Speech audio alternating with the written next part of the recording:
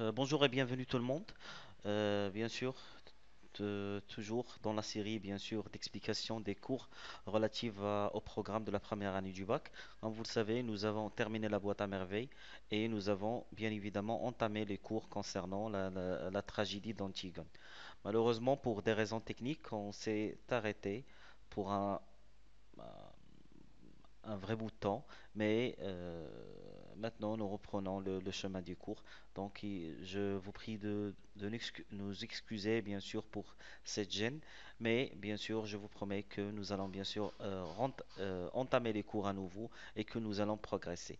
Mais juste pour information, je vais arrêter pour un petit instant l'explication des cours d'Antigone et je vais faire une petite intro, d'accord, qui ne sera pas, ça sera pas une vidéo vraiment très longue, mais c'est une présentation que j'ai préféré faire, d'accord, concernant le dernier jour d'un condamné, parce que je reçois plusieurs questions et quand je vais sur notre page Facebook ou bien sur notre compte Instagram, je vois que pas mal de gens sont en train de poser les mêmes questions par rapport au dernier jour d'un condamné. Euh, des questions telles que c'est quoi la peine capitale, la biographie de Victor Hugo, est-ce que c'est Victor Hugo qui est en train de parler d'une histoire qu'il a vécue ou bien ça vient de sa pure imagination. Le schéma narratif de cette histoire, pourquoi il est incomplet, les situations des passages. Donc j'ai préféré faire cette petite introduction qui englobe pas mal d'informations, que je vais être bien sûr bref et précis, comme vous l'avez demandé pas mal de fois dans les commentaires. Et dans le but, notre seul but bien sûr est vous pousser à mieux faire vos recherches. Ça veut dire, même si vous partez loin de la chaîne et que vous cherchez sur les explications d'autres profs ou bien sur d'autres sites Google, l'important pour moi est que vous ayez la bonne information, que vous ayez bien sûr une, comment dire, une boussole qui vous serait propre, d'accord, qui vous permettrait de disons, de plonger dans les tas d'informations que vous trouvez sur Internet et mieux collecter les bonnes informations. Donc, je vous laisse avec cette petite introduction et je vous reprends juste après. Merci à vous.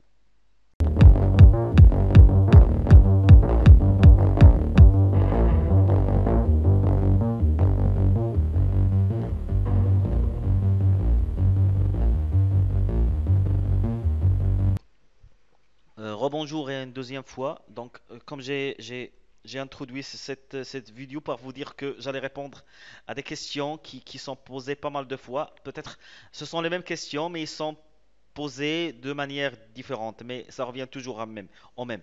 Pour moi, le but de cette vidéo, c'est vous donner une base solide qui vous permettrait de collecter les bonnes informations et bien sûr adopter vos propres réponses dans l'examen régional par rapport à ces informations. Sinon, détectez les mauvaises informations et essayez de vous mettre le plus loin possible d'elles parce que ça vous aiderait vraiment pas. Peut-être ça va vous mettre, comment dire, c'est comme si vous étiez en train de vous tirer une balle dans la jambe.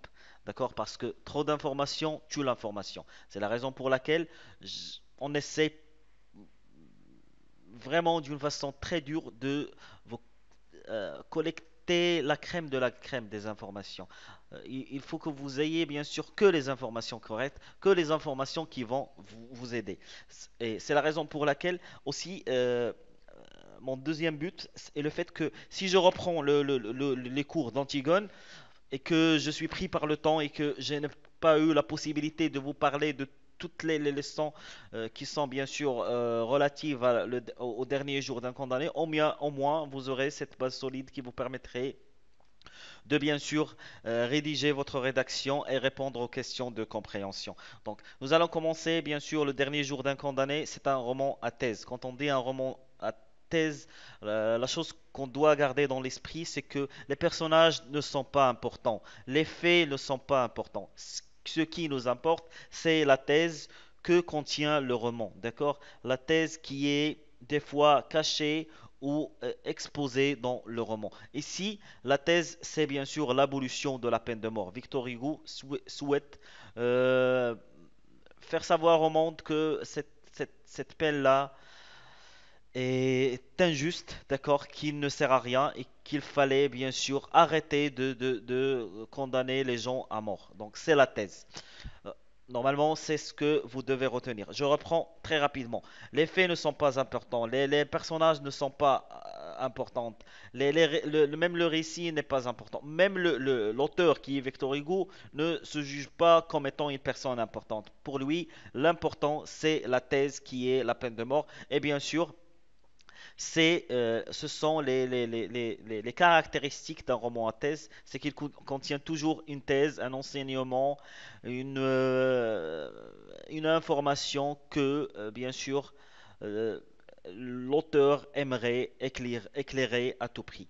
Donc Victor Hugo, on le connaît tous, c'est un grand écrivain, un sociologue, un philosophe. Donc c'était un personnage très connu à son époque. Bien sûr, nous allons bien sûr parler de sa vie en détail. Je suis en train juste de vous donner les informations les plus importantes. Le 19e siècle, c'est à peu près l'époque de la lumière. Pourquoi je parle de ça? Parce que c'est important de comprendre la façon de penser de Victor Hugo à cette époque-là et la raison qui lui a poussé de parler effectivement de l'abolition de la peine de mort. Bien sûr, quand on parle de la biographie, c'est pour faire une petite une différence ou bien une grande différence entre l'autobiographie et la biographie. Parce que la biographie, c'est le fait de raconter une vie. Parce que pas mal de fois, il y a pas mal de gens qui ont analysé l'œuvre de Victor Hugo. Ils ont jugé que Victor Hugo était en train de raconter la vie d'un autre personnage. C'est pour ça, j'aimerais juste vous faire un bref rappel, une brève explication de tout ce qui est la biographie et bien sûr aussi de la narration. Pour le schéma narratif, pas mal de gens posent la question suivante. Pourquoi on n'a pas la situation initiale et pourquoi on n'a pas ni le dénouement ni la situation finale et que tout l'œuvre se, se résume dans l'élément perturbateur et les péripéties. Et même l'élément perturbateur, elle est juste constaté, c'est un constat. On ne l'a même pas détaillé dans l'œuvre de Victor Hugo. Donc, bien sûr, nous allons expliquer pour quelle raison c'était le cas-là. Ce cas-là, bien sûr, ce cas particulier du schéma narratif. Les personnages, il y en a plein, mais bien sûr, la plus importante, c'est le personnage, bien sûr, du condamné à mort lui-même. Pour quelle raison il lui a pas donné un nom précis. Donc, on n'a pas un nom précis relatif au condamné à mort. Et je vous ai expliqué dans nos discussions sur Facebook ou bien sur Instagram, je vous ai expliqué pas mal de fois que Victor Hugo voulait donner à sa thèse une portée universelle. C'est la raison pour laquelle il n'a pas donné de prénom.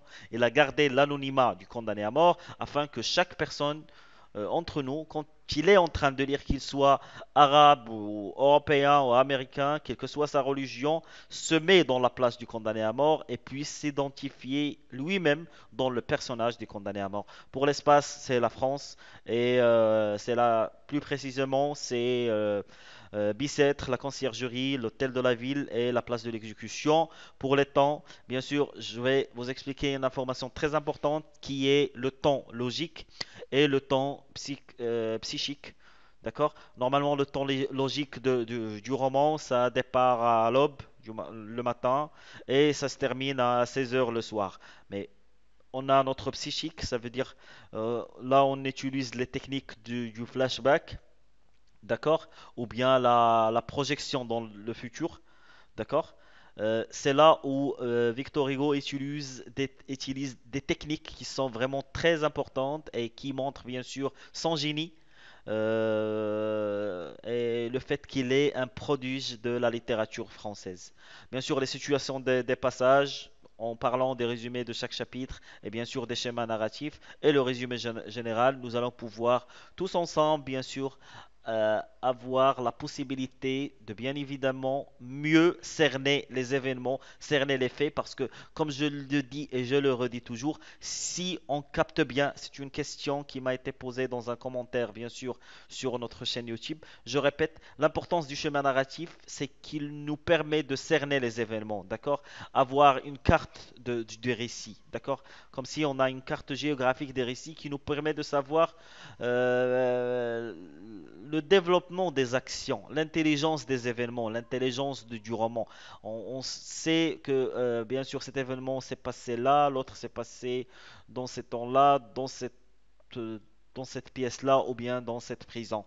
C'est la raison pour laquelle, quand on englobe la compréhension du schéma narratif, bien sûr, la compréhension des personnages, leur rôle, bien évidemment, l'espace, le temps et les résumés des chapitres, plus le général, ça nous permet de répondre, je dis bien de mieux répondre aux questions relatives au texte étudié si vous êtes devant, bien sûr, l'examen ou bien sûr vous êtes au jour de l'examen régional. Ça vous permet de répondre à la question relative à la situation du passage et des fois, ça vous aide de répondre même aux questions directes qui sont posées, bien sûr, concernant la compréhension de l'œuvre en général. Donc, l'importance de schéma narratif, c'est bien sûr, c'est au même degré, bien sûr, que l'importance de bien comprendre les personnages, l'espace, les temps, les situations des passages, les résumés et le résumé de chaque chapitre et le résumé général, parce que toutes ces informations englobées nous permettent bien sûr de mieux répondre aux questions relatives à la compréhension. Et n'oubliez pas que c'est 10 points concernant bien sûr la compréhension, avec quelques questions de langue des fois. Donc minimum c'est 8 points, maximum c'est 10 points. Donc, je répète très rapidement. Donc, l'important, ce que vous devez chercher, bien sûr, pour mieux étudier le dernier jour d'un condamné, c'est bien sûr la biographie de Victor Hugo, la peine capitale, avoir une idée par rapport au 19e siècle, l'époque de la Lumière, la biographie, la narration, et bien sûr mieux comprendre le schéma narratif, les personnages, l'espace, le temps, les situations de chaque chapitre, et bien sûr les situations des passages, le résumé de chaque chapitre et le résumé général. Donc, je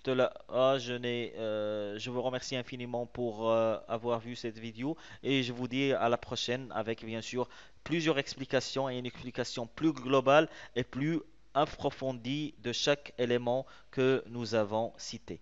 Merci et à très bientôt.